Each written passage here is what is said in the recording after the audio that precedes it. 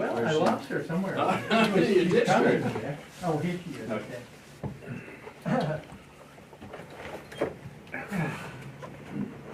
Is this your new profession? Photo shoot? Yeah. Yeah, I've changed them. I'm going to municipal modeling. Oh, For old timers.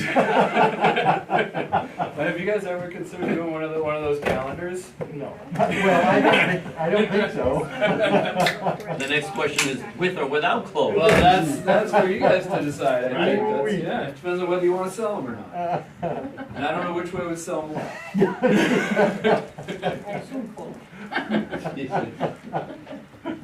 Oh, wow.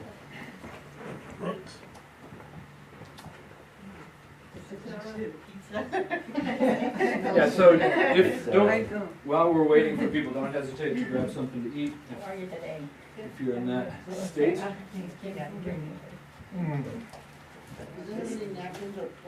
Amy just ran to get some plates, yes. It would help, it's a good point. Don't get anything to you. Okay. Take it back. Indian giver. Hi, Bob. Hello, Kim. Hi, Bob. Hey, Bob. The seat taken? There will be in a It will minute. be now. Was that you running today? Did you see me come running? I was. What's the neighborhood? Wasn't this going to be the I was loving it. You was loving it. Wasn't this going to be? Yes, it was. And then I was walking back up the hill, and then she's really into things that are out of the normal, and she spotted when she parked. I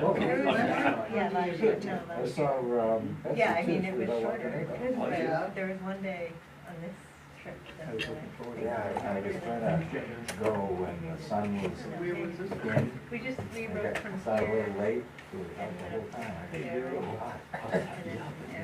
For one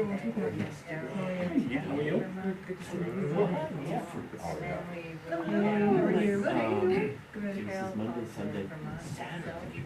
We met in Newry Bethel. We went She made it really lucky.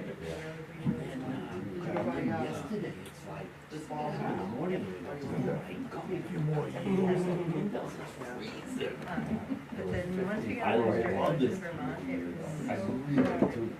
going. What's the big? Yeah, it They just did, was. they even said, Yeah, there watching were the a lot news this of week, I came and roads said, washed make it out. down to the But thirties we and didn't, go it home didn't, tonight. like Beaver State was still able to get. How many to ambulance? schools, but some of them- That's how it be. Inside, I'm not sure what kind of veggies.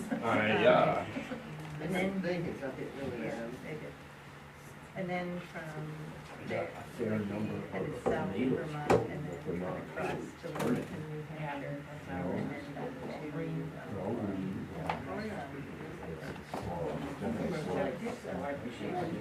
I found a variety Just this Thursday, year we only had that I rain on had Thursday. never planted before. My son said it's not every day here.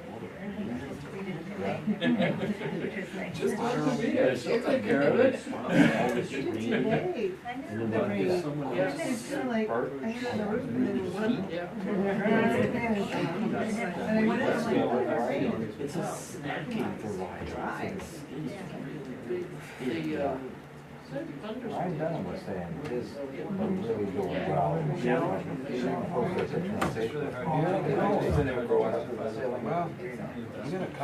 I was one look lucky. I picked, We had a couple of meetings in there, then it back it I up, we picked got it. 25. About the time it started raining and stopped. I gave them all away. So Vern, you expecting some of your people to be here? Gave them all away. One at the most. Two of them are on vacation. Before they finished the term. That's all we had to do for us. That's all mine had to do. They just said, see ya. You know what their priorities are. Yeah, we certainly do. I will plug in, I don't know. One's in Allagash and one's probably in No, Ohio. I appreciate that. Who's up in the alligator? That's not cool. I know the application. I know it isn't. Of course. Yeah. I heard it from. Ronnie's on his motorcycle somewhere, probably in Ohio. You know, You know, he's a big downhill skier, Yes. and I ran into him one time. And it was, We should probably, you know what, I gave me an idea, if we track it. he like 60, and I was like, people that he literally goes every day. No, thank you. I was just having a brain fart. I was happy with 30. It's that kind You're of day. okay. It is. It's that kind of day.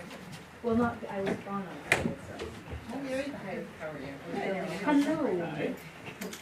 Oh, well, hi. Oh, there, I was just There worried she about you. is. I was following you and I said, wait a minute, it says the wood, he went right by it and I kept going, then I was like trying to call Kelly up and, anyways, I figured out this must be where it is and that must have been you. Okay.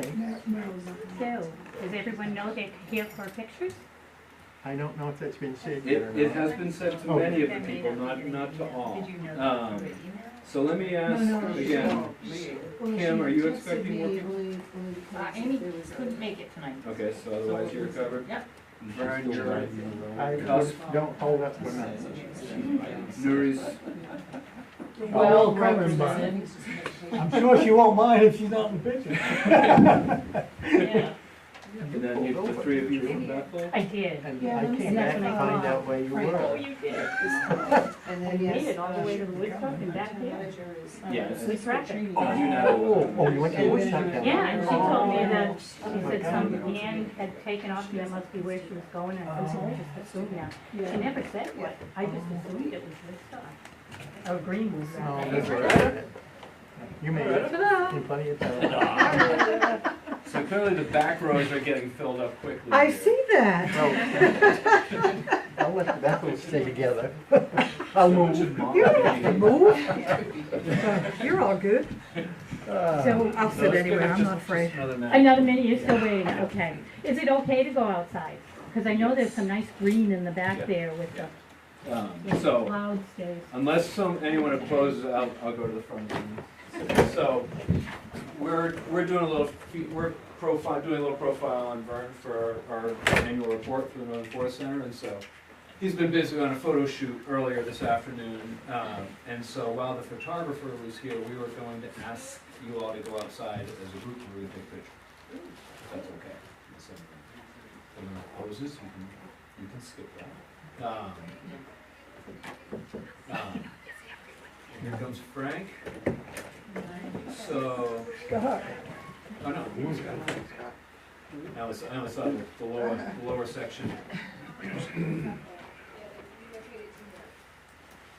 He's got it. So we'll see if.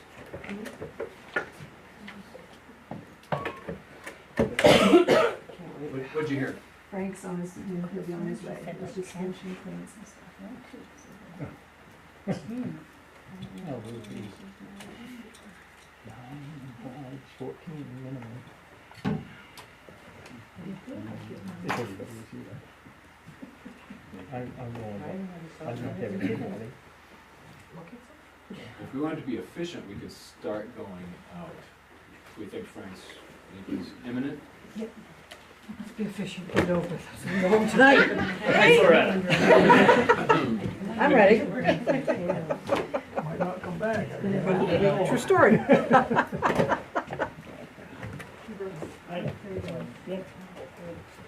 Lead on, Mr. Hole. How's Bird? And you're on the board, right? Yeah, I'm not here. Yeah. Thank you. Sorry, I keep walking in front of you, I'm sorry. No, it's tight. I want to get something to drink. Pat, you want something to drink? Sure. Take your pick. Sir? I'm good, thank you. I'm Scott. Patrick. Patrick, Scott Cole. I'm with First Light Fiber. So. Okay, hey, how you doing? Pat McCarty, he's one of our selectmen in Bethel. I'm just a private citizen pain in the ass. Which one? The pink one. Okay. Why not? Why not? What is that anyways? Is it? It says zero sugar summer splash punch. Okay. Oh,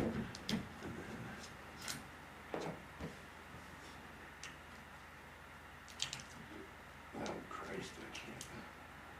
Tip it, like, I don't have the, I just don't have that pull like I used to with my claws. Yeah, they're making, putting them on tighter, so. thank you, sir. Alright, I'll put it down where you want it. Alright.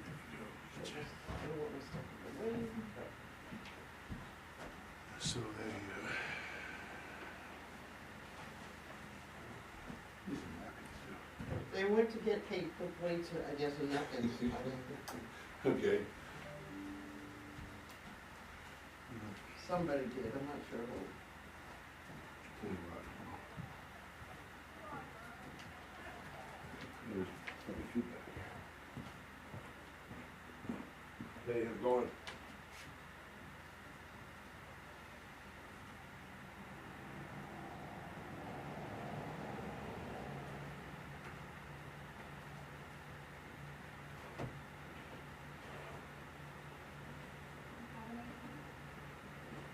Do you like the job? Do you like the job? Yeah, not yet.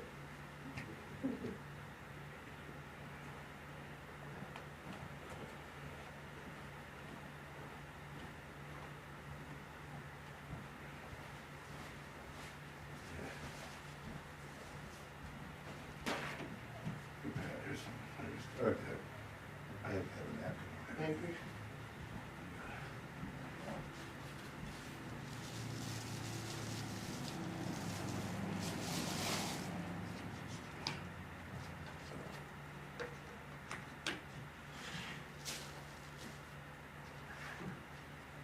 Did the newspaper get an article in the paper about the, lead disposal box?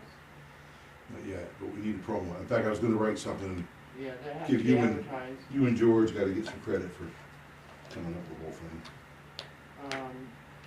People know about it, but now it's official now, we can say something. Right. Yeah, no, I'm glad you said that, Pat, it's been, kinda, Yeah, I mean, the more the word gets out there, the better it will be. yeah. Yeah. Okay,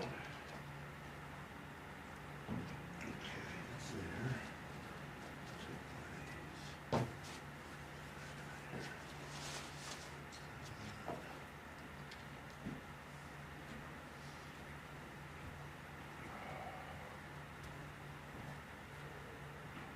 I think the barbecue was the 13th of August, Oh, okay. Sunday the 13th. I don't know, I always say I'm gonna put more oomph into trying to generate some energy, but I don't. I just kinda, I mean, finally it was, the flag box got talked about, and I really finally George said, I'm gonna take care of this. It was great. He came through.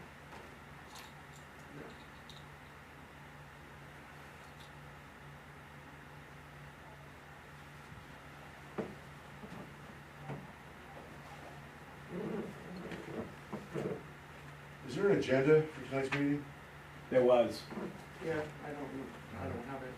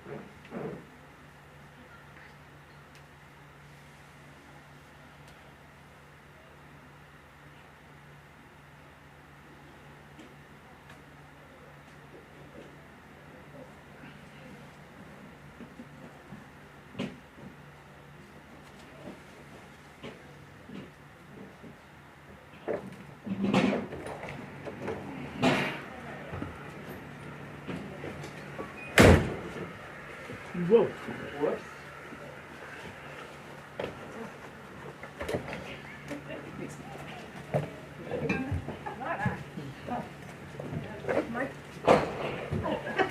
You're welcome.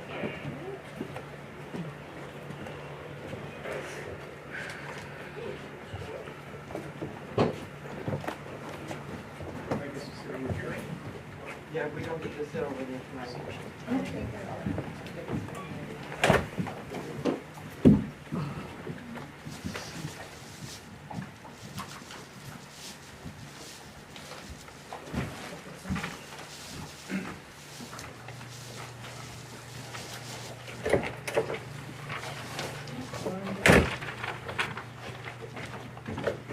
What's the agenda for the meeting?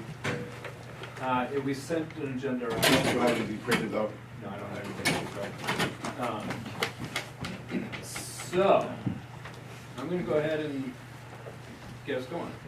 I think, did we lose anyone in transit? Again, I think everyone knows why you're here. We appreciate everyone taking some time to come around. I think this is the 4th or 5th time you all have gotten together as a group in the last couple of years, which is really, really great to see. And so tonight, we're really going to follow up on the two topics that have been primary points of conversation when you all have gotten together in the past.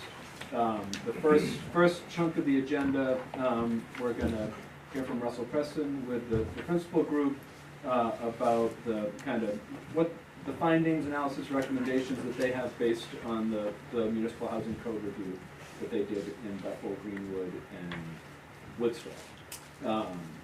And so Russ has got about a half-hour presentation to talk through, and then we'll just have a conversation about what you hear from that conversation and what potential next steps are. Just to be clear, this is not a decision-making moment. This is just a chance to share the findings and what they found through that work, and to share some ideas with you all in terms of what next steps might be for you to take up, individually or as a group as you choose. So from there, we actually invited Patrick Coughlin from First Light to come, and so the second chunk of the agenda will be an update from First Light on work they've been continuing to do, following on the work we all did together a year or so ago, really to put a proposal together to Maine Connectivity Authority to expand broadband infrastructure in the area. I think, as you all know, that funding proposal was not successful. But since then, First Light has continued to stay engaged and is in a very active negotiation with Maine Connectivity Authority about an arrangement that might get that broadband built up. So those are really our two pieces, really to update you all on these two pieces of work that you've all been supportive of collectively. And I think maybe for Russ's benefit and Patrick later, if we can just do a quick round of introductions, just who you are, and your position and the town that you're here on behalf of. And I'm sorry, I didn't do that myself when I stepped up here, but people know me. I'm Mike Wilson, Senior Program Director with the Northern Forest Center, and we've been helping to coordinate and facilitate some of this collaboration among the towns. Actually, Amy, why don't you guys go? I'm Amy Scott, also with Northern Forest Center and based here in Bethel. I'm Mia Purcell. I live in Woodstock, and I'm the Vice President of Economic Development for Community Concepts Finance Corporation. So, Loretta, do you want to start? Loretta Powers, Town Administrator, Newry. Andy Berry, Mary Slipper. Gary Hoy, Chairman, Newry Select Board. Tim Conkright, Selectman Newry, Maine. Bob Whitehill, Selectman Greenwood. Norman Milliard, Selectman Greenwood. Jim Fox, Town Manager, Greenwood. Sarah Southam, Select Board, Bethel. Frank Del Duca, Select Board, Bethel. Ed McCartney, Select Board, Bethel. Michelle Rula Cole, Select Board, Bethel. Brent Maxfield, Town Manager. And Woodstock is the southern gateway to the homesticks, I must say. Patrick, I'm Patrick Coughlin, Chief Development Officer for First Light. Scott Cole Bethel, and I'm on the school board, actually. Great. Well, thanks, everyone. So I think before Russ starts, just to go back a little bit, this piece of work that we're talking about here now actually goes back to a conversation we had with this group almost 2 years ago. Now, just everyone acknowledging the challenge around housing, affordable, quality, affordable, middle-income housing in the region, and a recognition that there are some limits to what towns can do to address that, but one of the levers that the towns do have are your codes and ordinances and the systems you have in place to regulate development. So we talked about this, for a while. I eventually came up with the idea and realized that Russell and his firm were actually able to really do a deep dive into development patterns, housing codes, ordinances, and really do kind of a cross gut check between what you all and a lot of people are interested in is kind of how do we support the development of more, essentially not income restricted affordable housing, but essentially affordable middle income, attainably priced housing in this region. So that was kind of the task that was given to principal, is to kind of take a look at the codes with that goal in mind and see what kind of recommendations they have for us. So I think with that, Russ, I will hand it over to you. Afternoon, everyone. Really excited to be here with you all. This has been a long time coming. I feel like we've had a lot of discussions about this. Our office does a lot of work with codes around Maine. We work with Scarborough, Newcastle, Freeport. We just a big fan with them during COVID, and sort of have seen this across the state, even as far up as the Katahdin region, and working with the communities up there. And we've probably been doing this work for 10 to 15 years now, and realizing that Maine is in a kind of peculiar place right now where housing is much needed. Growth is starting to happen. The state is coming online to sort of support some of this. So I think you all are very timely in this work and this discussion from what we see around the state. A lot of folks helped us with this. This is the sort of committee that Mike and the folks put together. And we spent a lot of time both on the ground here and talking with folks throughout this process. Full disclosure, I also have a camp in Bryant Pond, so I know the area pretty well. And was sort of thrilled to be able to kind of help this, because I see a lot of this, sort of just talking to folks around the community. And I think it started with this vision that there is a regional need for housing. And what we're seeing at the state level and sort of from around the region is that there are opportunities out there that we think the 4 communities here that are here tonight could take advantage of. Some of these trends are probably accelerating now from the 2022 data that we were looking at to the 2023 data that's kind of emerging now. But it really comes down to this sort of mismatch that we're seeing housing production increase in other parts of the state, and we're seeing employers around the region here say we need more affordable, more attainable housing, and that's not necessarily being created. So there's sort of an opportunity there that we're seeing. There's also some trends that I think the Mahoosic region is well positioned for. Is COVID kind of accelerated this trend to work from anywhere, and I think there's this sort of outdoor recreation, this sort of being here, and why this is a special place that people see and want to be here. That's putting increased pressure on the housing market. I think even within Maine, we're seeing migration, especially people getting pushed out of the Portland area and being willing to travel more for work, because they don't have to travel as much. They might be going into Portland 1 or 2 days a week rather than 5 days. So we're seeing that, the work we've been working on with Gray, we're seeing housing demand pressure from folks migrating out of Portland. And that sort of might continue and how that pushes out through here. And then I think a trend here is that the housing production in Maine is going towards what's easiest to create. And I think there's sort of a self-fulfilling prophecy there. Is the easiest thing to create right now is large lot single-family subdivisions that you can rent very easily to short stay, Airbnb, or those type of things. That's what the market's going to create. I think there's a little bit of friction that we saw in creating other types of housing that could be addressed that would encourage that sort of the market to deliver more different types of housing and have more choice. And then some sort of larger trends is this seeking walkability, this idea that there are several villages in town center here that we're in right now, but that sort of idea that you could walk to services, or you have a community that you don't have to choose to drive all the time, is something that nationally is a big trend. And we're seeing as people age in place, wanting to go from a large lot, single family house, they don't want to leave their community, they might want to move into something smaller or something closer to services. So there's a lot of those trends that are happening that we've seen in other parts of Maine that just anecdotally I think is happening here as well. And then the idea of multi-generational living, that, as sort of things change, where you have a grandparent living nearby and can support the children, that sort of intergenerational living, COVID has kind of accelerated that trend where we're seeing more of that happen. And then, I mentioned the state, but I think there's a number of things that the state is doing with, the state housing programs and other efforts. We'll talk a little bit more about that later. That could be taken advantage of more here in the region. Particularly the kind of rural housing development program where up to 18 units can be created through a competitive program, but we've been seeing a lot of these projects being funded, and we're working on several over in Rumford actually.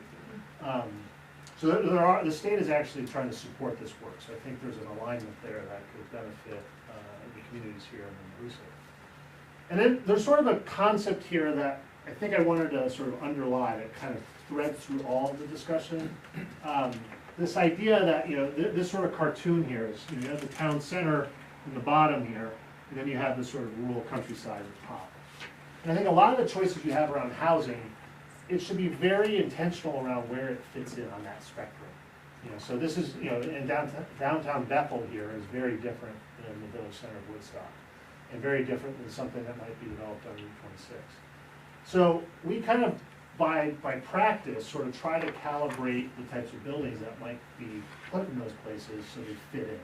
And so that, they actually are additive to the community. They reinforce the sort of historic patterns that you all, cherish and are important to the kind of community aspect of these places. So what we do is we kind of look at these patterns. And you can see here, you sort of have, several different types of buildings here that all fit in well together, depending on where you are and what village or town you might be in. But you have big buildings, whether it's a very formal big building or a sort of informal big building. And then you have these sort of, these structures that have grown or components of smaller buildings, such as the big house, back house, small house, barn. And what we're seeing though is that these types are actually part of the solution. So there are developers that are kind of rediscovering these types of buildings and starting to knit them into the communities that are historic in a much more symbiotic way than you might see in other parts of the state. So what we're really doing here, I think, is trying to help you all kind of set the stage for more housing production and kind of how can you do that. What we're seeing in other parts of the state, and this is sort of a cautionary tale, is folks have done this work already and they're getting housing they're not really happy with. And I think that's a sort of underlying trend here is the sort of market is delivering fairly big generic boxes into communities to deliver housing because it's efficient, and other sort of subsidy programs might sort of force you into that type of housing development. Some communities are thrilled about this though because they just need the housing so badly. But I think in places, particularly the village centers and town center here, you deserve a more sensitive housing creation. And there might be other areas where, okay, we can just kind of land, these big buildings just land on the ground, don't really have any context to them, where housing might be created. And I think you saw a little bit of this here in Bethel, where you get these bigger buildings and do they really fit in? And I think that was part of the analysis we were doing is how can you lay the groundwork for housing that it actually is additive to all these places and feels like it fits in there. And we've done this work in other communities, and it has to do with partially with the code and sort of making sure that you have some regulations that steer these projects to the right form. And we're seeing that sort of business as usual is also there's these thresholds, the 14 lot subdivision. Those are very sort of standard, very easy, very attainable projects for developers to do. Something they're very familiar with. How do we sort of allow more attainable housing to be created in the same sort of way? So it's very easy, it's very predictable, and if you look at your business as a developer or a land developer or a housing developer, it's something that sort of is the risk is the same or the predictability is the same. And I think that's something we're trying to see is like, how can we make a more level playing field for delivering more types of housing? Because I think this is what, part of the symptom we see here is that this is easy to do and creates housing that is easy to rent to folks who want to come in and vacation here, for example. But there's also this idea of how can we make more of sort of the feeling of this type of street versus the feeling on the left. And this sometimes comes down to just, the width of a road that's allowed, or the frontage of a building, or where you put the garage in relationship to the house. And those little sort of character defining traits we can control in regulation very simply, and it results in a much more appealing experience for everyone. And I think that's sort of some of the DNA that we've kind of sort of looked at as we did this analysis, is you have a lot of great housing here already, and we just went out and measured it and said, okay, how do you actually replicate more of this? And this concept has been happening around the country, and it's really called missing middle housing. So if you think about the spectrum of choices you have for housing, where you might have a really big apartment building down in Scarborough or in Portland area, or you have a single family home on a large lot. That's really what the housing market is kind of delivering right now in New England. But there's a whole bunch of choices between there, from a 4-unit little apartment house, or a 12-unit walk-up, or a little courtyard, or a cottage court. There's all sorts of different types of housing that if you look at some of the historic areas of the region, you can start to see bits and pieces of that. So in our work, we've seen this, where a lot of it is centered around a place. How do you actually create a memorable experience, a postcard-worthy place?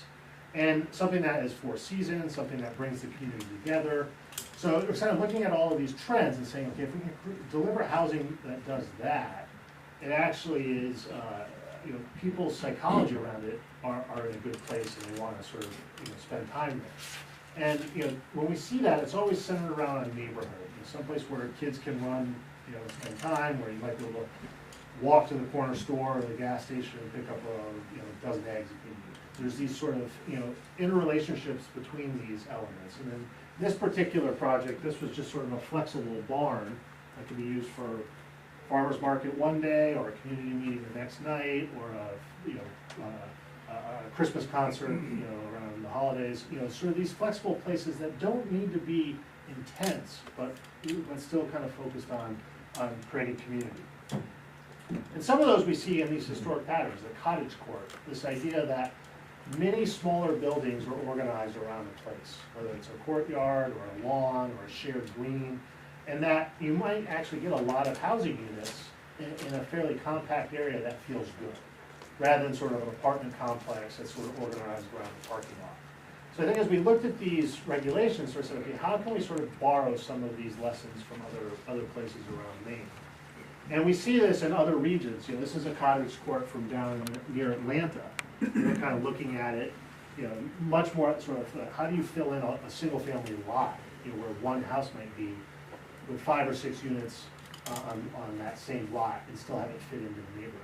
So where density, this idea of like more units per acre, when you start to have the right form of housing, the density conversation changes, because it's sort of the character fits in together. One of the ones that we've been working on and sort of really emerged here in the discussion with you all is, the front house, back house barn, this sort of, this connected farmhouse, where you see historically, this has been studied, there's a great book on this sort of building type, but when you drive around the region, I think we could probably step outside and see 2 or 3 examples of this just from, up the street, on this street alone. It's this type of form that might actually be, sit well within the landscape of either, the town center here or out on a country road.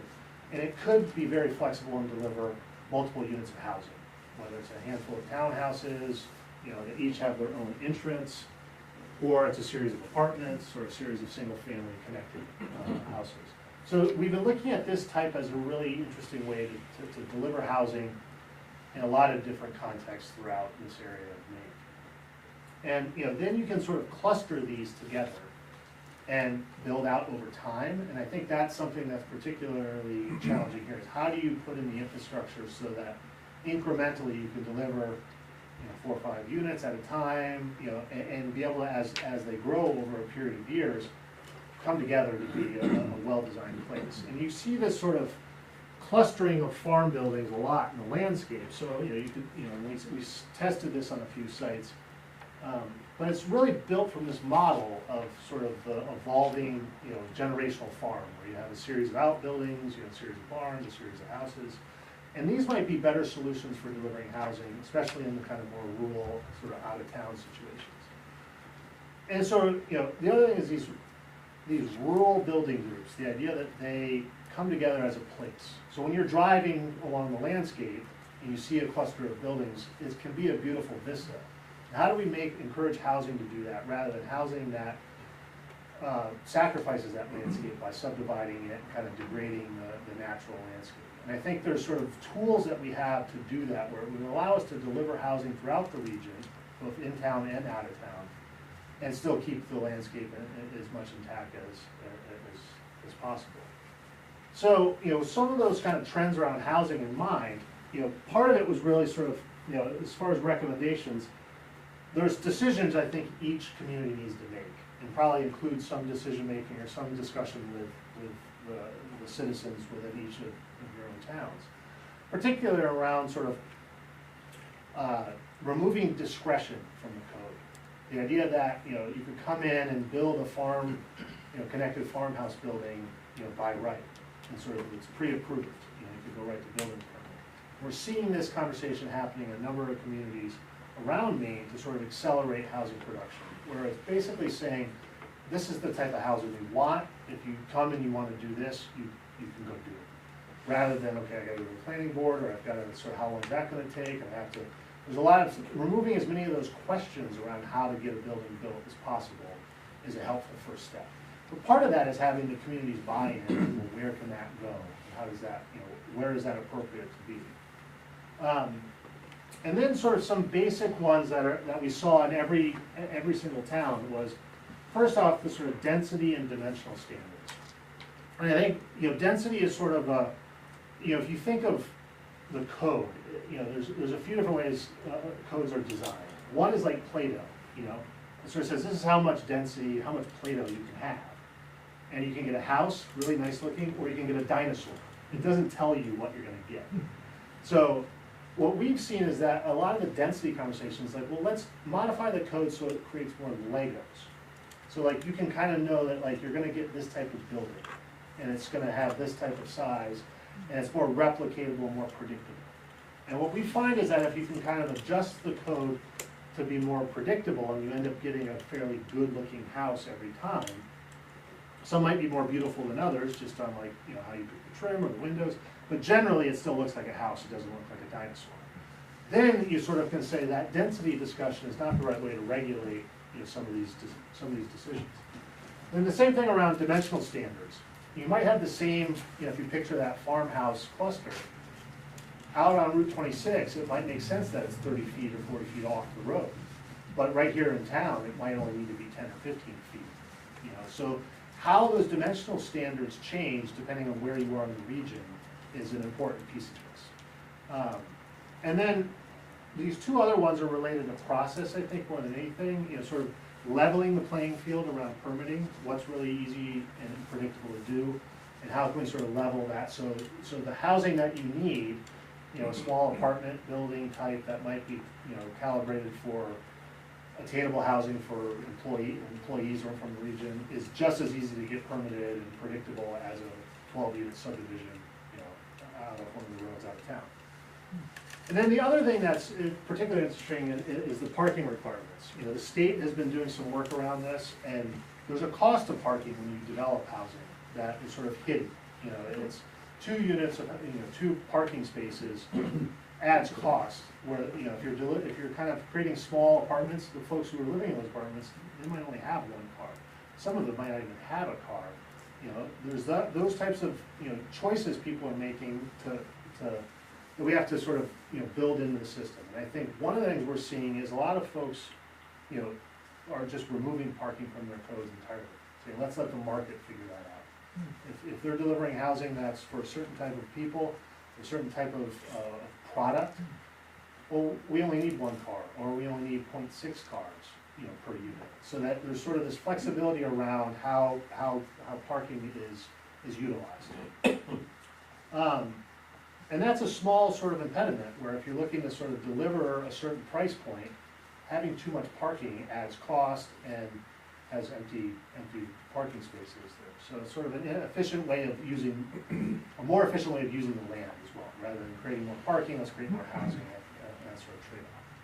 So then sort of drilling a little bit more deeper, there's sort of these building types, sort of in general, how do you whether you're in Block Mills, and you're looking at those handful of nice sort of single-family historic houses, that's a particular building type. Or we could go right out here and look down and see the connected farmhouse with the barn and all. Those building types we should recognize and say, okay, that's the type of housing that would fit in here. How do we replicate that? So it could be that you're actually, your individual codes are pre-approving those, or sort of nudging the development community towards doing that type of form, rather than landing, a 65-foot deep, 150-foot long apartment building on your site. That's sort of one of the concerns we have, is that that type of form might be just as easily subsidized by Maine Housing's program as a connected farmhouse. But that's one of those buildings that we've seen in other communities is not being received well as it's after it's been built. So I think there's sort of the advantage you all have to sort of replicate the good pieces from each of your town and village centers now, or the kind of countryside that you see around the region. And then it comes down to, some folks are gonna probably subdivide, and we've got to plow, we've got to have fire access. Like, there are these standards for life safety and sort of the general DPW established sort of rules that oftentimes create these streets that are way too big. And they sort of, if you look at some of the characteristic streets around here, it's sort of, how can we design street standards that allow for all of the functional aspects of life safety and snow plowing and all that to work, but still have the dimensional quality that creates that outdoor room or sense of scale that is reinforcing the historic character. And we've seen a number of places do that, and we've been involved in a handful of them. And this goes down to sort of everything from, sort of Route 26, sort of a rural highway, to just the little lanes that you might see up here in the neighborhood. And I think that's sort of, looking at how sort of streets are regulated, as well as how sort of you sort of look at the subdivision standards that are related. So that's sort of, we could go more deeply into each of those ones if we want. I'm happy to do that when we kind of do some discussion. These 4 big points, though, are really actionable by you all in this room. And I think Greenwood in particular, we could talk a little bit about the shoreline zoning when we look at that in a second. The stuff over here is something you all have to kind of work together on. And I think that's where, as a region, you're going to be stronger to sort of work within those sort of, you don't have full control of those things. Construction costs are a thing that everyone's dealing with. Available workforce, that's something cooperatively you might be able to work on. And then I think there's sort of, how do you, as a collection of communities, think about this more creatively around financing, and sort of, some of these projects just don't pencil. There's a gap between what folks can pay for rent or to buy a unit versus what it costs to deliver it. And I think we're seeing some communities be very creative around how to fill that gap. And I think that's something collectively as a region you might want to look at. So the density question, I think there's 2 sort of choices you'll have, is sort of how to regulate density. And part of it is that if you get the form right, there's a natural cap on density. Some of these houses just, you can't fit more than a few units in. So sort of like, that's one way to go, is like, focus on the form. The density becomes less important because there's a sort of naturally occurring density. And then the other is sort of saying, okay, looking at your regulations, saying some of the densities are too low. You just don't deliver those types of missing middle housing. You can't do a small apartment building, or you can't do a series of townhouses or a cottage court, just because the density in the code doesn't allow that many units. And that's sort of looking at, okay, it's really forcing that single family subdivision. Those are the kind of densities. Or it's going the other way, it's not sort of allowing enough density to get a project, for example, down, you know, in town here to be dense enough, you know, to sort of to sort of have a form and a predictable number of units that it makes sense and is feasible. So I think the density one is really connected to the form discussion. You know, so this is just a clip of one of our other codes that I think we did up in Newcastle perhaps. You know, that where you can really deliver, this is a 12-unit apartment building, you know, just sort of a basic, what you would find in any land use ordinance. And it doesn't regulate density, you know, because we just knew that it would, you know, the size of that building would never really get more than 12 apartment units. So I think there's sort of some creativity around like looking at these prototypical building types that sort of naturally sort of defends you against bad density. I think that's really what all the communities are looking at, is too much density in the wrong form can be something that no one likes. And the same thing with parking. You know, we talked a little bit more about this, but you know, looking at some of these sites that I'll show you in a minute, if you have too much parking, you just can't deliver that kind of housing. You know, you can't deliver the type of housing that you might need in this region.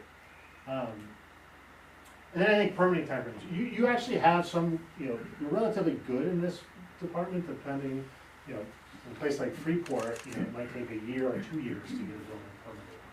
Where, you know, I think here, in each community it's a little different, but I think that's something that you all, because you have such iconic kind of buildings in the region, could have some confidence around saying, look, we can permit something like this in less than 30 days. But if you don't want to do that, you can come in and it might take you a little bit longer, a few more meetings.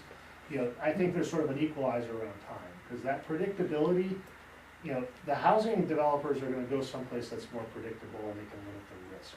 So rather than coming here and they might go down to Windham, or they might go to Gray, or they might, you know, so like they're making choices based on, well, how confident am I and I can actually create housing. And then, you know, I'll show you a picture of this in a second, but, you know, the shoreline zoning that comes through Lock Mills and Greenwood is sort of detrimental to a lot of that property being developed for housing, and just from the setbacks. And, you know, I'll take you through, so one of the ways we did this is sort of kind of role played a little bit about like what, you know, if you wanted to create housing, what sites might be developable or ready for development or you know, could receive some housing in a way. So we sort of looked at a handful of sites and said, let's do some case studies and see, you know, if we were gonna do really good housing that we see that has a lot of the principles that we've talked about creating community and sort of encouraging sort of the sort of placemaking that good housing creates, what breaks in the code? And then sort of like what kind of housing does the code sort of direct you to do in these particular sites? So that was sort of just a way for us to really check the code. Rather than just kind of go through it in a vacuum, we said, let's actually try and test these things on the ground. So in Bethel, we looked at a number of sites, but one that we thought was sort of worth discussing tonight is just up the street here. You know, and sort of this was done before the building was taken down, but, you know, sort of how do you take a site like this that's sort of surrounded by existing neighborhood, and how do you sort of develop it in a way that would be symbiotic with that existing community? So that was sort of the question that kind of emerged from this. You know, there were sort of, you know, adjacencies and how do you subdivide it and all of that. So at the time, you know, this hadn't happened. You know, it was being talked about, but it was sort of like, okay, well, let's assume whether it's going to be preserved or not preserved, how do you sort of develop a site like this? And, you know, what we realized is, okay, well, if someone came in and sort of, you know, saved the building and wanted to develop a number of other units around it, there'd want to be some sort of buffer between that and the existing, you know, houses that surround it.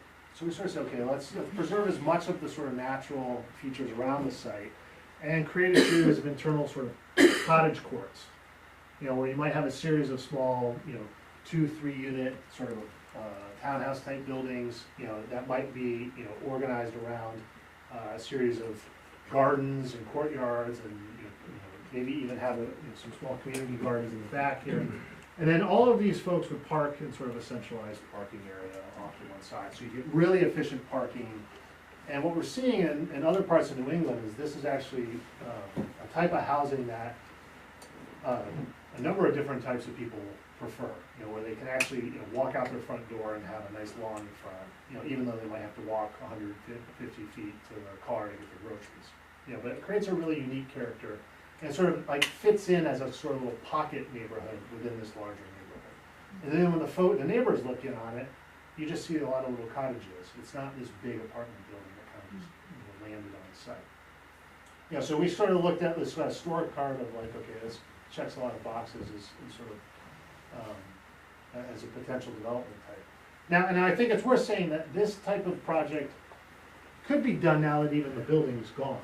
You know, I think there's sort of an ability to get, you know, a number of units here in a form that's not too out of place in where it is in that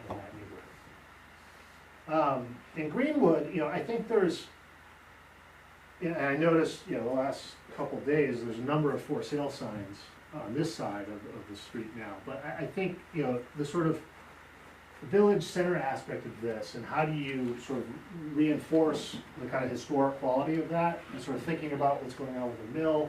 We just said, okay, well, the group sort of said, well, this might be a spot where some infill housing could go. Where, you know, I think historically we saw there were some historic photos we saw with some other houses, and like just fill in the missing teeth. You know, you see this rhythm on the street. You know, why is that rhythm not created? Or what's going on there that could reinforce the pattern that's already there.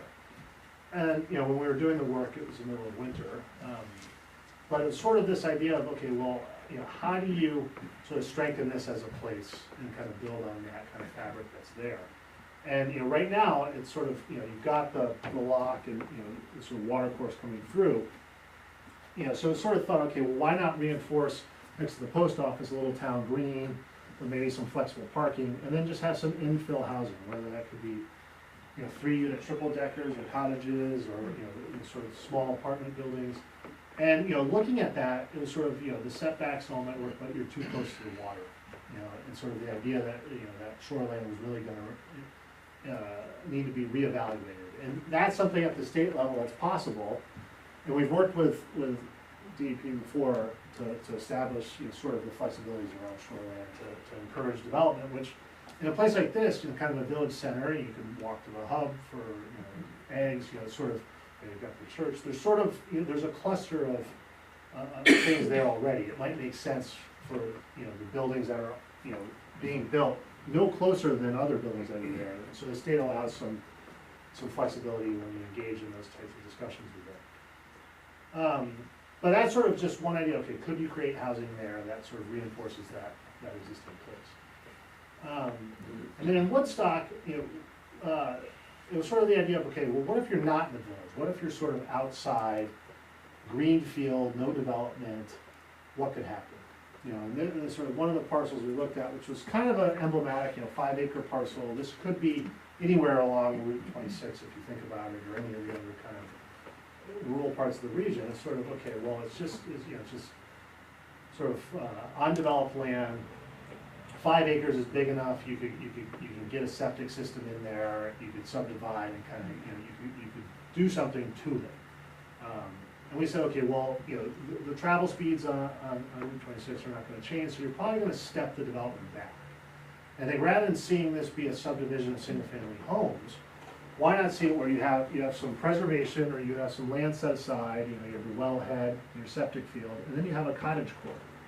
You know, so you have a series of nicely scaled cottages around this courtyard, and you know, there's a shared kind of pavilion in the back with a fire pit and outdoor barbecue. You know, and maybe you actually have a little, you know, lemonade stand in the front. So it's sort of that, you know, it's emblematic of some of the patterns you see that are adjacent to the highway, but it also allows you to create you know, a number of housing units on a parcel that might only be 2 or 3 single-family home lots. Now you've got 12 cottages. And then another form, looking at the sort of, you know, big house, back house, small house, back house, that kind of, you know, that might be a more sympathetic kind of form. So looking at, you know, if you've got 2 of those kind of buildings, maybe it's a small kind of lean-to sort of tractor barn, and you've got a larger, bigger back barn. You know, you could get even more units here in a form that's more emblematic of the kind of farm clusters you see in the region. Still utilizing the kind of centralized parking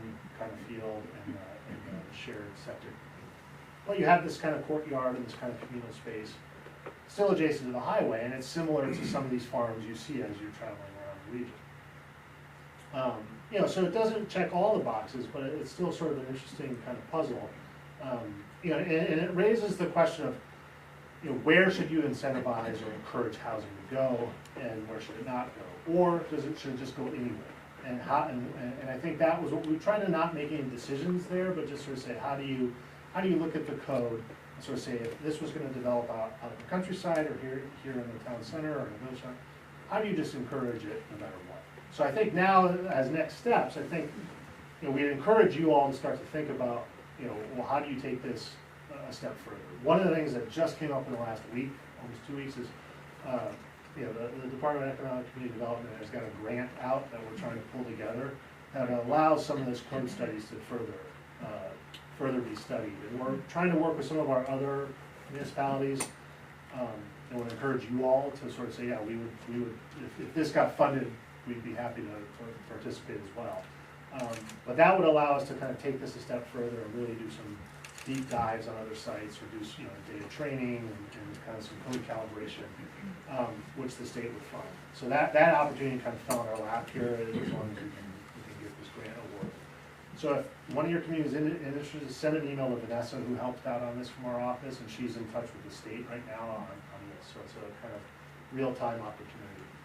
But that led us to thinking and talking to Mike and his group around this, around what are some tangible next steps. I think a number of conversations we had leading up to this was really, do you want to implement some of these changes? I think there are some very sort of patches that could, you know, go into the existing codes and kind of streamline some of these things that we've identified, and those changes could be drafted and kind of knitted into your existing ordinances very straightforward. You know, so we say we're going to encourage housing, or we're going to, you know, edit this or add this. So that's a real tangible next step, and, you know, it could be taken on by any of the communities independently. I think, though, collectively, kind of starting to think about how does that fit into a larger regional framework, you know, would be important. It might be that housing that's needed in businesses that might be in one community might be able to be achieved and created in another community more cost effectively. And how do you kind of coordinate that? So that led us to thinking, you know, some long range or mid-range comprehensive planning or coordinated planning between the communities is essential, I think, to kind of coordinate some of these efforts, especially around the sort of, what if we create this housing and then they just rent it out to skiers? You know, there's a real concern around how do we use the resort economy to help maybe achieve some of these housing, you know, needs that are not being driven by the market. So I think that's going to take a coordinated effort that I think is really encouraging all to continue to work together and do some comprehensive planning. And then I think, you know, this is really technical stuff if you don't do it every day. You know, it's not a sexy conversation talking about code, so I really appreciate you all listening to me for a half hour on it. But the idea that, like, coming together and sort of doing some fun training or fun sort of, you know, which we hope this grant will fund, but I think somehow kind of taking this to the next step so that the housing developers in the region sort of know that you are thinking about this, and how to sort of encourage that dialogue further. So that was sort of some next steps that we landed on that were real tangible that I think each community could take on. So thank you. This has been really, really interesting work for us. It's, you know, I think it sort of hopefully leads you all to take on more of an effort and kind of, you know, get some projects going. Thank you. I think we'll open it for questions, discussions. I just have a simple one. I apologize, I wasn't able to download the attachments that we have. Yeah. Is that identical to what you showed here? Yeah, this is sort of there's a whole bunch of appendices that we have that's like kind of all our raw research from, you know, cutting out of each code. So yeah, I think this is, you know, sort of that high level version of it. If you have trouble, we'll try and search it around another PDF after this. You open up one of the last emails from Natalie about the 4-10 select board. There were three attachments. One was an IC something that I couldn't open, and then there were 2 PDFs that seemed to be, at least the cover was the same as that. No, they were. Yeah. Yeah, we'll put that. How'd you send it? You send it just. put it into the calendar invitation that the town manager circulated around. I can send it in an email to each of the town managers, just as a straight email, they should be able to forward to you. Yeah, we can put a Dropbox link, Yeah. just so it's really easy to download. Yeah, it's really long. Yeah, yeah, It's like 30-something pages. Yeah, exactly. yes, please. I have a question as far as how do you, what do you do to give the contractors incentives to do these projects? Well, profit motive. There's a call, I put a call into Bangor because of the tiny home project. Yeah, that I did up yeah, there, yeah. But I never got a call back on it, Yeah. so I don't know if there was an incentive for that contractor or not. Yeah, this is a real puzzle, because, the contractors are all very busy. Like, Exactly. we just don't have enough contractors, you know, and I think, you know, even dealing it within our office, you know, they'd rather, you know, go work on, the plumber would rather go do bathrooms in the big ski house than help on the sort of small apartment or affordable project. You know, so the contractor community, and I think that's something at the state level we talked about, is how do we kind of build up that, like, how do we get more trades working and all? So I think part of that is engaging with them, making sure that they know this is happening, and that they're aware that they should be bidding on projects here. And then something we've been talking about is that if there are projects, people, like, there has to be projects to happen. So I think it's sort of like, how do the regulatory barriers or perceived barriers, because part of it is just the optics of this too. It's like, well, I don't know what that board's gonna say when I go in, so I'm not gonna tie up this property with a 60-day due diligence period. Like, they'd rather go someplace where they can have a much more predictable, way And to the do it. problem I see with all that is that the ordinances or the policies would have to be changed ahead of time before any of these get Yeah, started. there's a bit of a cart before the horse issue here too. And then the other part that we've been doing a lot of work on is trying to do as much work through modular or sort of factory fabrication or shop fabrication that can be brought in, and not relying on, you know, sort of the local labor market to do all of it. And that's sort of a logistical challenge, but some contractors are starting to do that more and more. Where, you know, a shop in Skowhegan's building pieces of the project and then bringing them down and installing it. You know, or KBS is making a modular that is in the same sort of style or character that we talked about. You know, but the local trim is being done by the carpenters here. And they're all swamped with business too. Yeah, yeah, and I think it's, and this is something I think, like, how you sort of, this is not gonna happen overnight, but how do we build up more of a builder trade around here that can not just deliver the types of projects that are happening now, but can also do the ones that we're missing. But the whole problem with doing the ordinances ahead of time is you'd have to have a definite decision on what type of projects you wanna do, so that you could do your ordinances around that. Yeah, I think what we've seen in other communities is how to provide more options just in general. And then the market's gonna maybe go in one or two directions, you know, and it's cyclical, so it might change even, you know. So I think it's, you know, it seems cart before the horse, but I think this is part of the struggle here is, you know, as we've been talking, it's sort of, some communities might wanna just really need to pave the way and sort of make the regulatory changes. Then there's others that might say, look, we need to actually be proactive and sort of, the market's not delivering this, so we need to kind of induce some projects to happen that the market wouldn't normally happen. And those proactive approaches, those will also lead to the regulatory changes too. So I think there's two paths forward really. It's like, okay, let's lay the groundwork as much as we can for the private market to act. Or let's actually sort of help choreograph and connect and sort of see if we can't get a couple of projects to go. And I think that's working with property owners, working with businesses that might need employee housing, you know. So those are two strategies that might work in every town, but might also be particularly, so I think that's a discussion to sort of have, is like, what's the right way to do it, you know, and bring in a builder proactively, say, look, we need you to kind of support this, and this is, and those are the harder projects, those are the projects that are not gonna happen on their own without that kind of cooperation. Good question.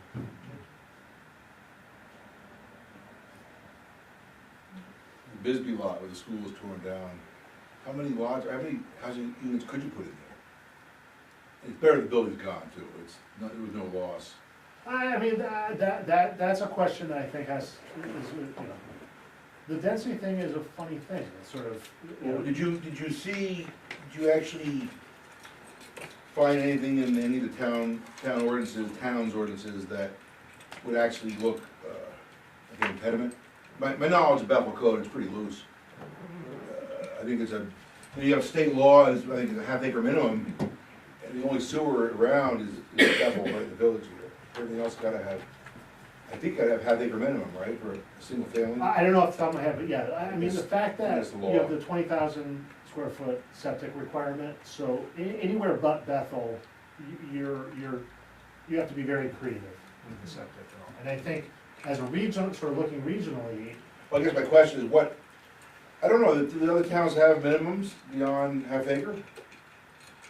Do you know? yes, I believe so. Are they acre lots, acre, Greenwood? Greenwood's an acre.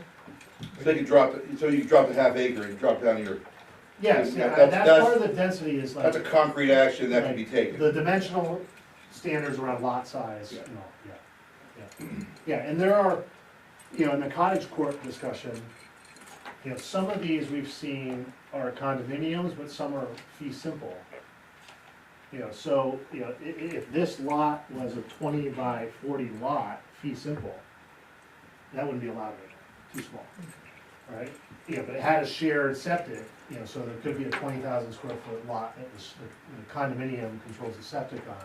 But the actual lot that that person buys is way smaller than the current threshold. So that's where like every town's got a little bit different sort of peculiar thing to it. Depending on density. But some of these houses, you know, if you look at a good, you know, nice colonial, you know, 3-bay colonial, so that could be 4 apartments or 1 single family house. So that form is really malleable, where the density question, you know, you can very quickly get more density than you realize. So, it's a question also of how much can the market, even the sort of attainable, you know, employee workforce needs, how much can be absorbed, you know, as things come online. You had mentioned that you had things towns can do, then you have the more abstract, it was the other column, one of your slides going back, and you said that other areas had creative solutions. Do you have any specifics on what does that mean, creative solution? Like illustrations of what they've done in other places? Yeah, so. It was like kind of like workforce development and, they were abstract, so that they were Yes, right. oh, There you go. Yeah, here. Right. What kinds of things have you seen other places to address Well, I those mean, impediments? This, I'm sorry, I forgot your name, but this woman's question around the construction costs, that's kind of related to the labor and the contractors and all. But, you know, on available workforce, you know, that's another question, but I think that goes both, you know, we've seen this in places as diverse as Paducah, Kentucky, to Nantucket, to downtown Providence, where sort of this idea of creating workforce housing in a way, you know, it's both tax stabilization could be used, you know, a real estate tax to fund some of the project. It's a revolving fund that could be set up through a cooperative of corporate or government interest that, you know, sort of low interest loans or gap The financing. housing authority? Yeah, so there's a lot of tools like that, not to say that like larger cities or larger municipalities are using, but that I think as collectively you can start to look at and say, okay, how can we do that on a smaller scale here? You know? I think, you know, the TIF financing in Maine is particularly one that a lot of other communities are looking at. But I think those are more complicated projects that if you're just gonna go do 12 lot subdivision, like, why are you gonna do that? And that's where I think it's sort of saying, let's find a proactive couple of projects, because maybe they're not all gonna happen, and say, okay, how do we put that set of tools together? And once those tools are together, and the private market sees them and says, oh, I know how to do that now, it kind of opens up other opportunities. Start with Bisbee. Have you had any experience with community land trusts? We have, yes, but that's a longer discussion. Okay. Yeah, but that is a tool that people are using now for creating affordable housing. Coming back to Matt's question about incentivizing, it seems like part of what this is all about, it's not so much incentivizing, but it's removing disincentives is one piece of it. But then even from an incentivized standpoint, if you do the form-based codes, so you've determined if you want to build if you want to build one of these connected farmhouses, or this style of cottage court with these type size buildings in it, you can do that.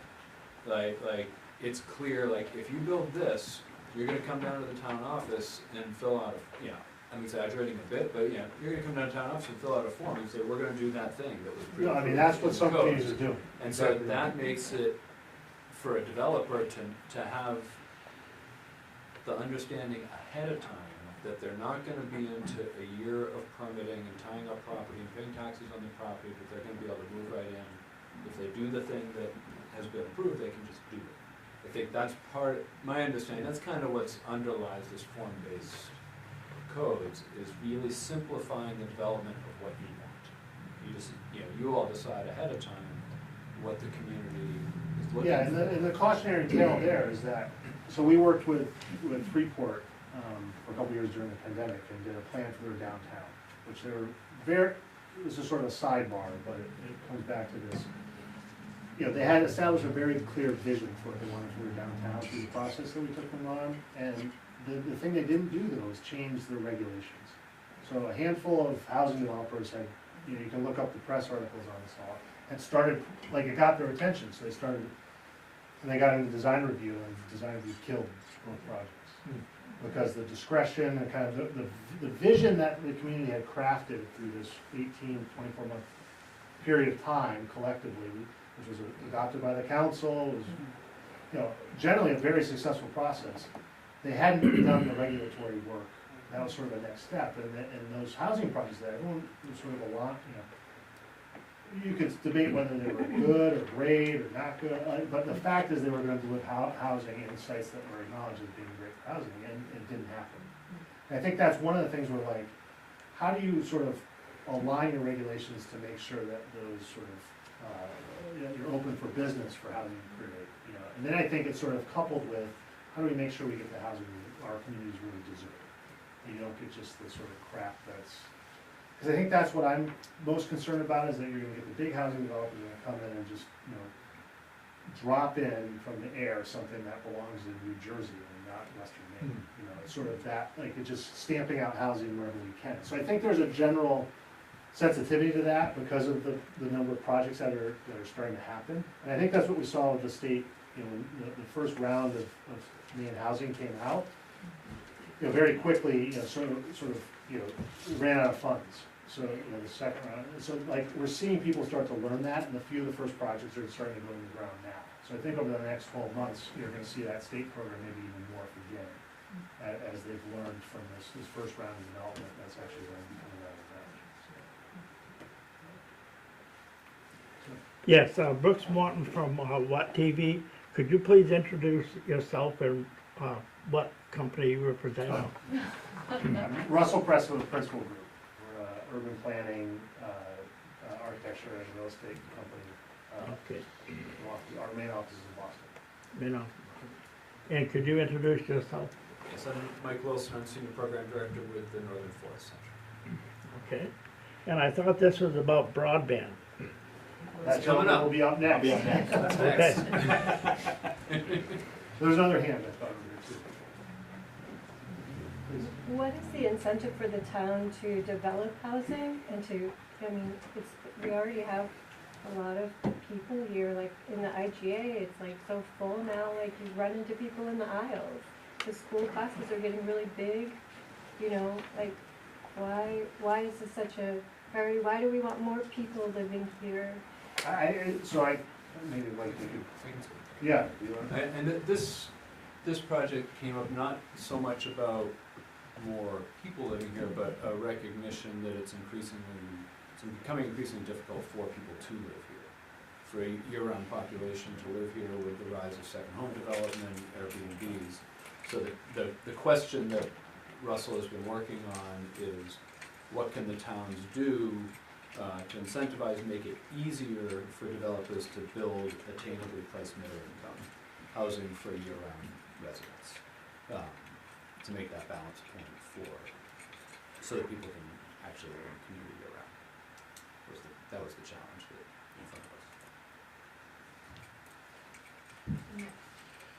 I'll just add to that too, that there's also, some of this comes in response to from employers having difficulty keeping employees who can't necessarily find a place to live and maybe have to leave, and a variety of other stories of hearing people who want to live here, who are living here, working here, want to work here, and are either being evicted from the homes that they're in because they're being converted to a different use, or simply not being able to find a new rental because they're just not available.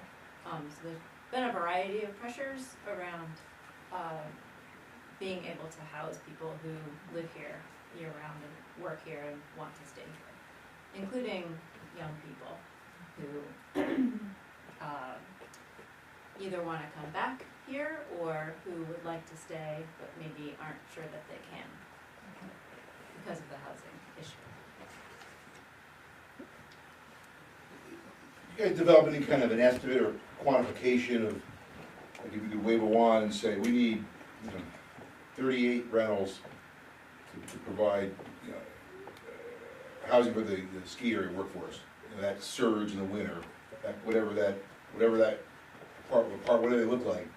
Was there any in the So study, we did did not attempt to do quantify it or have some sort of? We didn't do a market study, a projection. housing market study. That wasn't the story. Yeah.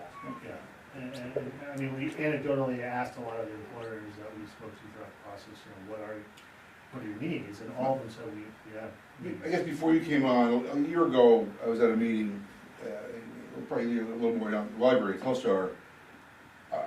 My recollection was there was gonna be some sort of a four-town comparison of code for different, whether it's minimum lot size or building code or what have you.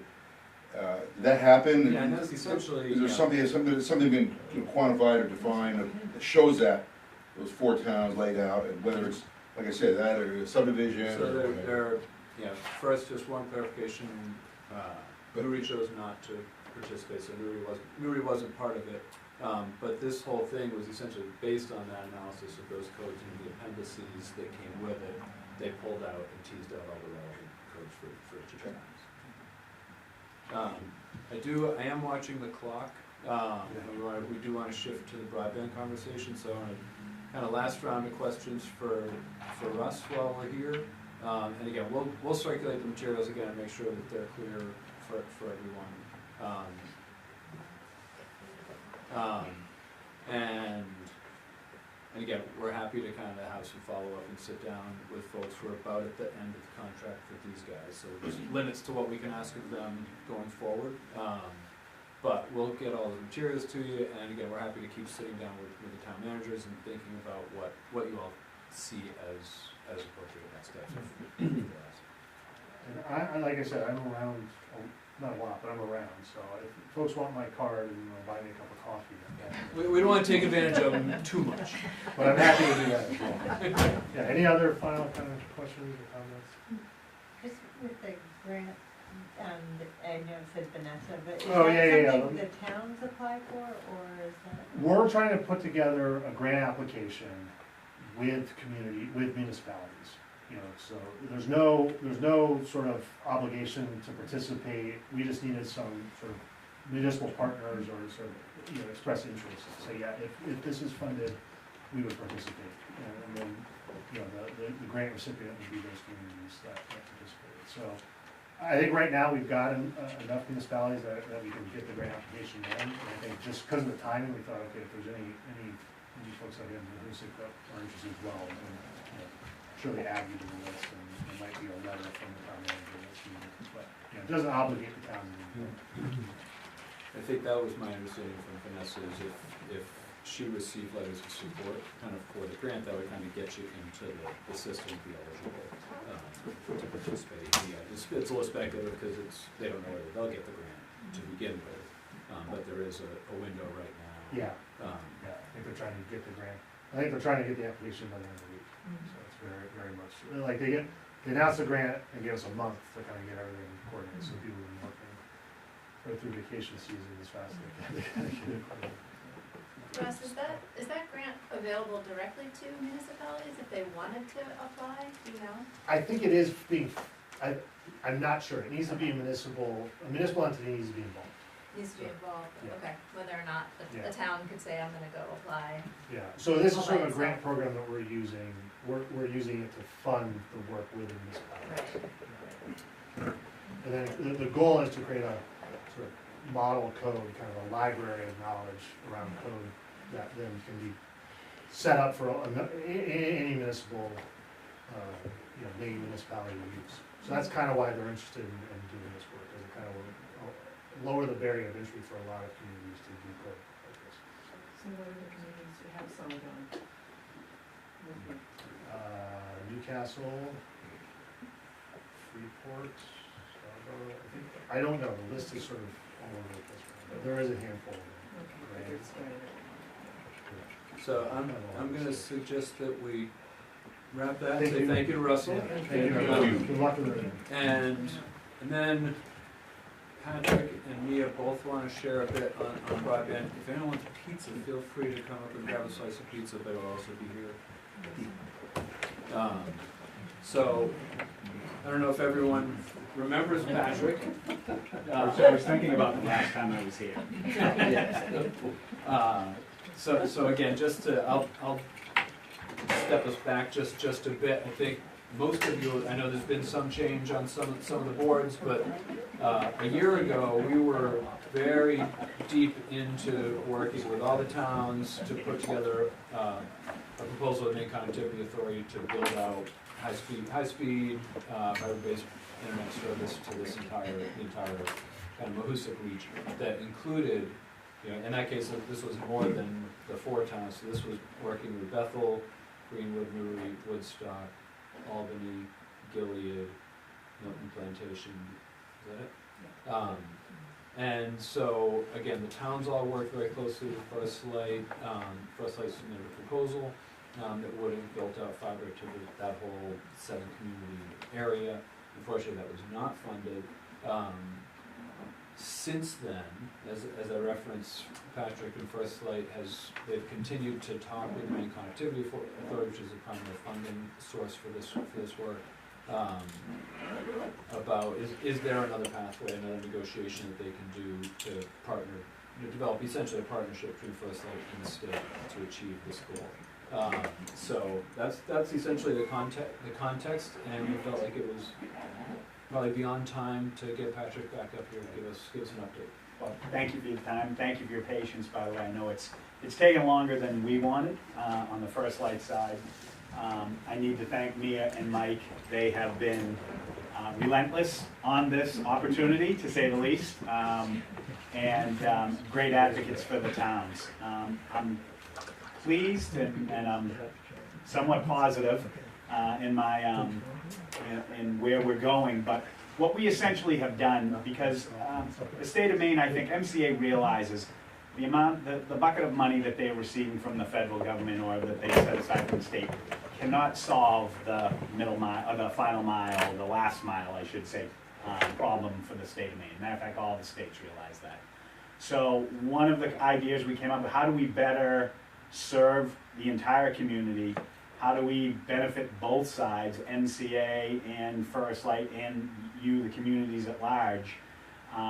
Because again, some of the programs that are out there, the funding was 70% funded by the state, 30% by the ISP, or 80-20. I mean, there were definite variables, but if you do the math and you think long term, the money only goes so far. And it's ironic, the slides that this gentleman had up there about the problems, costs, construction, finding available workforce. The same issues that they're having on the construction side are out there on broadband. And I think it's only going to accelerate, maybe get a little worse, because now you have this new BEAD funding, that's another term out there, that the federal government's providing to the states to build out. So the idea that we came up with and have worked out on what we called an MOU with the MCA was, why don't we decide, is it better if we split it 50-50? So, and instead of building out just the Mahoosic group, what we targeted was, First Light said, why don't we build out the remaining areas of the Oxford County telephone property at, ILEC. That's the independent telco that serves all of this region. And today, First Light has built out 350 miles of that fiber without any funding. There's approximately 470 miles left to build out. That builds out every community, not just Mahoosic. We proposed that to MCA. They seem very keen on that approach. Selfishly, it saves the state money. It also benefits First Light, but we think it benefits the community at large. And the other thing, if we do this correctly, we think we can accelerate the timeline for getting fiber to the home options for the entire, again, community. So that's where we stand today. I spoke with one of the, Chris Bonikowski this morning. He stated, Pat, we're working through some things. There are some legal things they have to do because technically what we're doing is probably going to require some type of RFP, which is fine. And I think they're looking through how do they do that without tripping up any state regulations or things like that, which is fine. And I think we can get there. So next week, we've just set up a call to find out, all right, if we're there, how can we move forward with the MOU document, execute on that, and see if we can get the ball rolling on finally a build out within the territory. So I think next week. Good. I know we've said this before. You might want to mention that our term sheet and pricing is. Correct. So again, me and Mike have done a great job on your behalf advocating for some special pricing for homeowners within the area. I think we started that one a year ago. We have agreed to honor that pricing for gig services. And as also to the discount plan, and it's the acronym, it's not affordable connectivity. We're gonna obviously apply that as well, so where people of low income that need a discount on the services, that would also be applied. So again, we feel it's a win-win across the table for, again, the taxpayers and the constituents out in the area. Any questions about broadband? Those terms feel like an important piece, because again, I know that was part of the concern that came up in these conversations last year, is if we're, because if you remember, we had also talked about municipal broadband utility and bringing all kinds of different providers, and that was a very complicated piece, and everyone chose not to go that route. One of the concerns, going with the First Light is that we then there are limits to the competition. You've got spectrum here, but there's limited competition, so that term sheet becomes really important. So that was a piece that you all, again, those people who were involved, spent a fair bit of time on last year, and it feels important that stays in the mix here, given that, and again, it's kind of the nature of the beast a little bit, but there are limits to how much competition there is, particularly in rural areas. So I'm just getting those terms locked down on the front end, when we're talking about public dollars, feels like a really important piece. Yeah, and I have to say, I've spoken with Andrew Butcher, who's the president of the Maine Connectivity Authority, several times. And he has reinforced every time that the community's support for this effort is very important. In other words, what you want, they pay attention to it, and they think it's important. Just wanted to say, again, thank you for continuing to say you are supportive. Yeah, to Mia's point, the coalition is very important. That puts good pressure on the government to see that, you're all involved, you all want this for your community. Yes? Hi, sorry, my name's Jenny Wheeler. I'm from Bethel. Can you help me understand the importance of having broadband? I use internet in my work. I haven't had a problem using it. I've had enough connectivity. what will your project do for us that we don't already have? So, not knowing what your service is at home, I'm assuming you may have coax service today. What, Just cable. Spectrum, your cable? I have a Starlink satellite, Okay. and then I have Spectrum in my office. So I would argue that the Starlink can work. The issue is, and someone had this today, trying to bring down a file. If you're working from home, or God forbid, a pandemic happens again, let's hope it doesn't. But if people have to go remote with work, and you're pulling down files like you were today, like the gentleman, sent out, if you don't have the proper bandwidth, it's either not going to work or it's going to take a half hour for that file to completely download. So the applications that have been coming out recently and that will continue to come out, it's going to require higher speeds of bandwidth. So that's why certain individuals, especially if you want to get the same experience you have at home as you do in work, we think it's critical, and the demand we see for the quality of service is the reason why we're rolling out again fiber to the home. And also in our town, plus surrounding towns, many people don't have internet hardly at all. Okay. Yeah. Very, very. About a flat. third of the households didn't have access to fiber or cable, they just had like a dial-up. So that's a big issue. And that was the other rationale for us doing it comprehensively. We wanted to make sure, try to get as many people the proper services they could, whether they were, in an area that did have an option to get cable, or, a First Light service now, with the fiber, especially in remote areas, they'll have that option. Can we just have maybe I missed it, but a clarification on what this is gonna cost the towns now? So the only thing that will cost the town is there were ARPA funds that were left over. So the ARPA funds that were left over, that you guys had actually pledged to the other bids that we had put in, those ARPA funds, if they're there, we'd like for those to be pledged as well as part of this opportunity. So out of pocket, other than those ARPA funds, there is no out of pocket for the towns. At what point in the process with MCA does that become explicit? In terms of when they'll, that's a question I'm gonna ask next week, because I realize some of this will have to go to town vote for those funds again. So as soon as I know the trajectory and the timeline, I will let everybody, or let you guys know, so that you can properly set up your town meetings. And we recognize that needs to happen.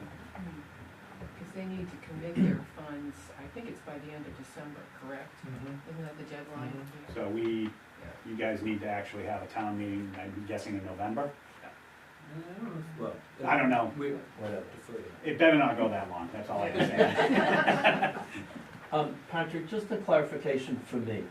When you did your presentation a year ago, 2 years ago, time flies, so Yes. I don't remember.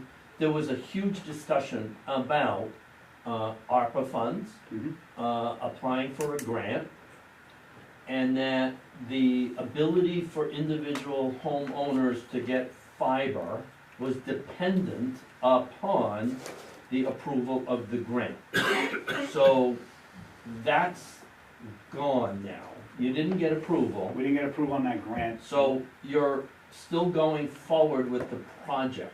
The reason why I bring that up, is because just recently I got a postcard flyer from First Light telling me, as the homeowner, that I would be able to qualify for fiber connectivity to my home, and that you would not charge the installation cost. And when I called about that, because I get DSL, I've had DSL with you people for a long time, I'm very tired of it. I don't blame you. Okay.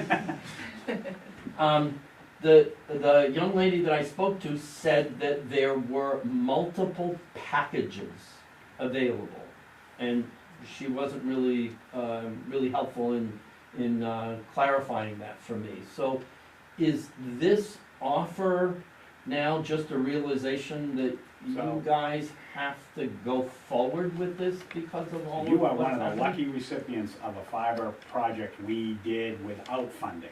So, your area, we did it, so, I'm gonna give you my card because I wanna work with you on, it may have been a new customer service rep, it should be fairly easy. Well, when I spoke with her, I specifically said that I was an existing DSL customer, and the card said for new residential customers only. So what I wanted to know for clarification was, since I currently have DSL, does that mean I'm no longer a new residential customer because I'm upgraded? No, I'm on camera too. No, you can, you can, Thanks, Brooks. you absolutely can get, fiber-based services. That was the whole, concept behind this was, we wanna try to put people like yourself, get off DSL because you'll find the experience of fiber to be that much better, so. I can't do any streaming services. No. Because I buffer. Yep. And then I get really hot-headed. We don't want that. We don't want that. Another thing that we did negotiate with First Light was no installation fee during the construction and for a year Yes. following the Right. construction. So that's good. What town are you in, can I ask? Greenwood. Okay, yep. So, Yes. I mean, you mentioned that you still have X number of miles to complete the project, so are we still, is it address specific? Yes, but we can check on, it's a real easy, query, find out if your house is eligible. I'm assuming if you got the card, you're eligible. Okay. Can you speak Do I to, get it? to the point, can you speak to the timing? Because again, this is a bigger project that you're talking about building out, again, this area plus a number of Sure. adjacent areas. What's your, assuming, let's say you get this done by the end of the calendar year with the main connectivity authority, you've got the green light, what's your projection? We'd be looking at a 3+ year timeline, and that's, a lot of it, if it's aerial on the poles, that can go very easily. If we have to dig, we all know where we live, depending on the winter, it could delay, those would be the only delays is the snowpack and not being able to dig, because of ice. But other than that, we think 3.5 years. And is there do you have a sense of where that would start and end? I think it may start with the Mahusa group. Makes sense. I'm just thinking out loud. We like to hear that. I know. And is there anything, essentially, is there anything more for the towns to do, with the process right now, or is it kind of is it a wait and see how? I think it's just a wait and see. Again, we appreciate, your support in this. And if we need, the assistance of the towns, I won't be afraid to ask, or I'll ask Nia as well, But right now, I think based on the calls that I've had recently, I think, we're heading down the right path to get this thing completed. We'll have another pizza party here. We'll have you get that, we'll have a pizza party started. Get that done. You need gluten-free options. Did you get gluten-free? We did, we should apologize for Any I'm not questions? gluten-free, but my town manager is. that. My wife is, so. Yeah, and I would encourage, anybody that lives in, and we can get you the towns that have been fiber served. We'll send that back out. I would encourage you to take a look at it, and it's quite an experience, a much different experience than you used to. I will take your card. You want it? Well, thank you, Patrick. Thank you. For the update coming up. So before we all take off, I want to give Nia a little bit of time, because at the same time that, again, we've kind of stepped back some of these conversations we were having a year ago around the infrastructure expansion. Community Concepts Finance Corporation and the Forest Center have worked together to raise some additional funding that's enabling MIA and Community Concepts Finance Corporation to initiate a broader digital equity and inclusion program for all of Oxford County. So MIA is deep into the process right now of essentially helping people who currently don't have the skills, don't have the money, essentially aren't able to benefit from digital services for a variety of reasons. To actually provide technical assistance, training, financial assistance to help people who currently, even if they live in a place where it's available, can't take advantage of digital services. So Mia wanted to share a little bit of that work, because that's also ongoing work in this area. That's really introductory, Mike. So, we've been talking a lot about infrastructure and broadband, but there's another aspect to all of this, and that is, once it's available, what do people do with it? And many of us, that's automatic, but it isn't for everyone. And so that's really what the digital equity work is about.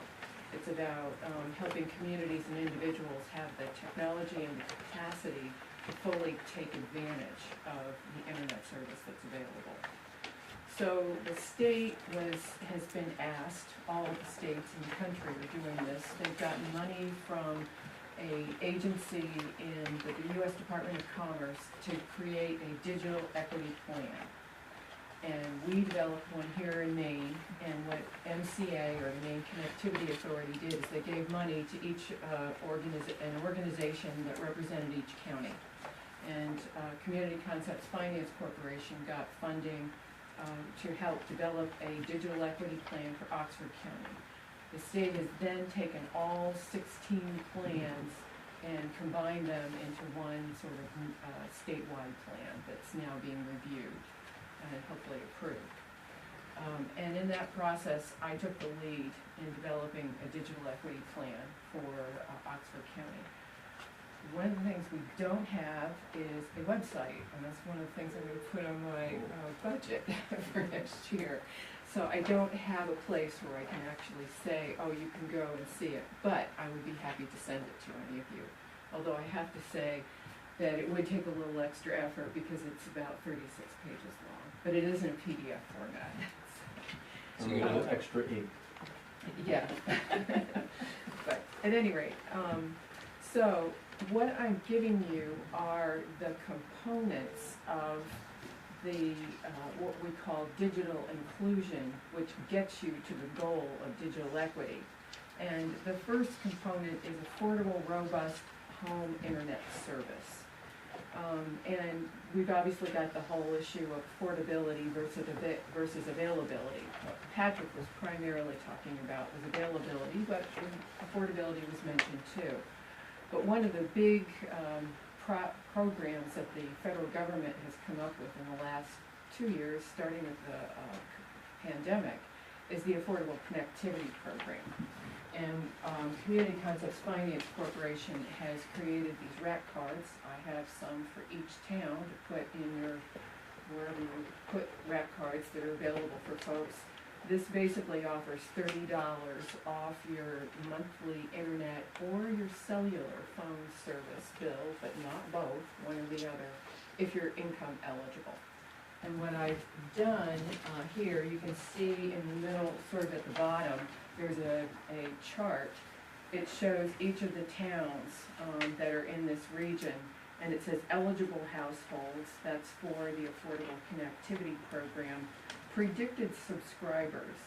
What that means is these are people who either get SNAP benefits or they're on Medicaid or Medicare. And then the enrollment is on your last column. And you can see Woodstock is right at the predicted subscribers, and Bethel's got a little bit more way to go. And I won't say just Bethel because, as I think we all know, Bethel, the zip code, which this is all calculated by, covers more than just the town of Bethel. So, at any rate, it just gives you some indication of where we are in terms of getting enrollments for this particular program. And I'm also working through the school districts to try and get the superintendents to give out more information to parents about this program. We have a half-time person at Community Concepts who has dedicated information to help people for free sign up for this program. So we encourage everyone to please contact us for help. Another piece of the whole digital inclusion part is affordable devices. Not everybody has a computer or a tablet, and as I think many of us know, for lower income people, many of them just have a cell phone, smartphone. They don't have a device. If they want to go to school, for example, get their GED, or now it's called HiSET, or if they want to go to one of the community colleges, if they want to do telehealth, you really can't do that on your phone. You need to have at least a tablet or a laptop. So Community Concepts put in its budget funding to purchase some recycled tablets and laptops. And we've just purchased 80 MacBook Airs and 60 Samsung tablets that we're going to give away for free to people in Oxford County. And we got those from SAD 44 from the school district. And let's see, the next thing is digital literacy training. That's critical. You've got your device, but you know how to use it for all the purposes that you want to use it for. I mean, I've heard stories of people having their device sitting on a shelf and they don't use it because they don't know how to even turn it on. Sadly, there are some folks that fits with. We've made connections with the National Digital Equity Center. It is a nonprofit organization that is based here in Maine, even though it's got national as part of its name. And they offer free in-person and online, I shouldn't say in-person, but on-site and online classes that are not pre-recorded, but actually live classes. I've taken several myself. There are over 40 of these classes. They're on a variety of different topics. They're great, and we have 8 now on-site partners in Oxford County, and in November of last year we had 0.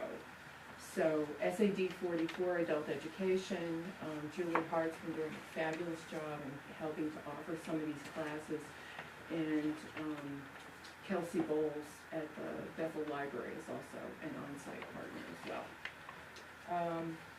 Quality technical support. I think many of us rely on our friends and family for technical support with our devices because one, it's free and they're nearby. And we also know that there isn't anyone who really does that kind of work in this area as a business that you can go down the street. So that can be hit or miss. And we have hired a full-time digital navigator. Her name is Ashley Lawrence, and she offers technical support for people for free. So I encourage you to call her. Information is on this RAT card. So I hope people will take advantage of it. And she's got a number of people that she's been working with more recently. And lastly is internet safety.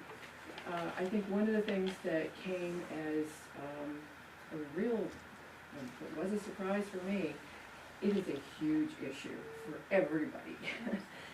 Scams, hacks, whatever.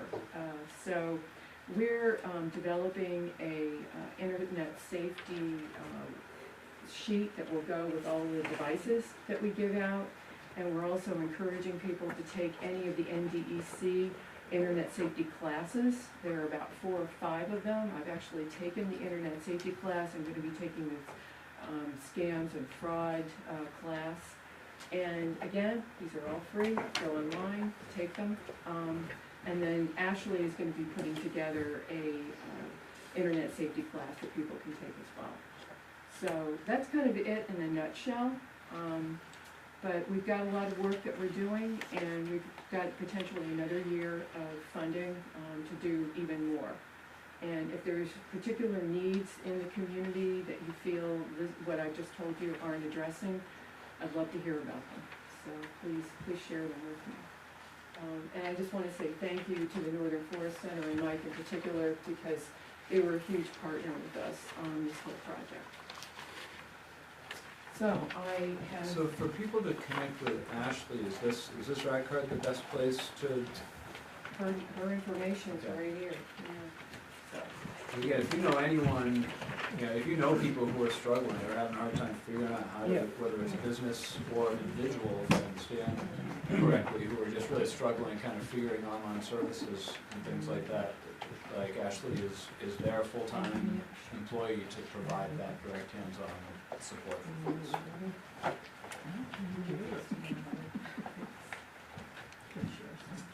Any questions from anyone?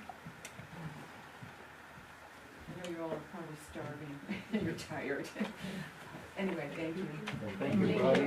Yeah, I'll wrap and just say thanks everyone for coming this evening. Again, we'll send out the housing stuff again in the morning.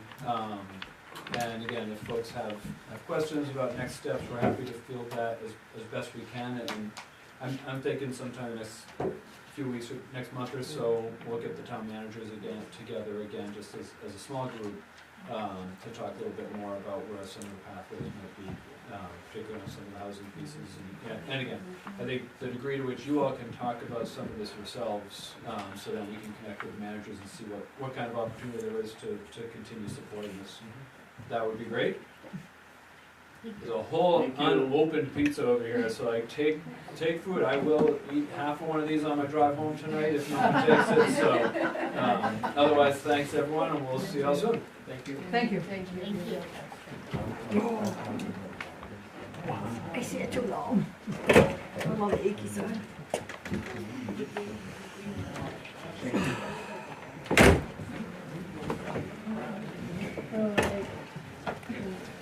I'll also take one for right home.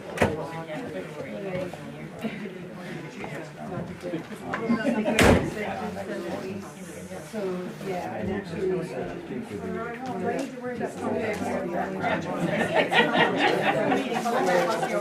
That wasn't your fault. Sorry about it, and see. So, yes. That's different.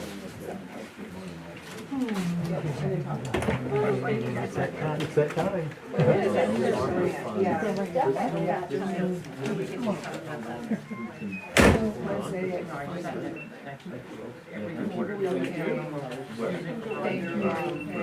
You're looking good. You look no worse for wear.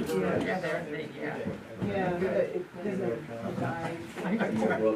See you.